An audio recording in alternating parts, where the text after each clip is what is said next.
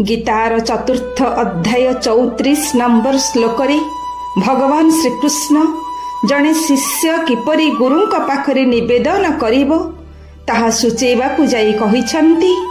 तद विद्धि प्रणिपातेन परिप्रश्नेन सेवया उपदेक्ष्यन्ति ते ज्ञानं ज्ञानिन तत्त्वदर्शिनः। अर्थात तत्त्वदर्शी गुरुंक चरण रे दंडवत प्रणाम करी तांको प्रश्न पचारि एवं तांकर सेवा द्वारा आत्मज्ञान प्राप्त हो। ज्ञानी और तत्त्वदर्शी गुरु तुमको सही उपदेश देबे। तत्व ज्ञान लाभ करिबा पई खाली गुरुंक चरण रे दंड प्रणाम करिदेले हेबो नाही। हाँ बंधुगण, सेथिपई प्रणिपात परिप्रश्न और सेवार उपयोग करिबा दरकार।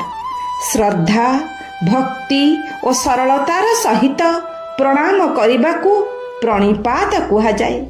जिए खोला मनरे विनम्रतार सहित गुरुंक पाखरे निजको समर्पण करी गुरुंक पाद तले निजको लोटाई दिए सीए ऊपर को उठी थाए।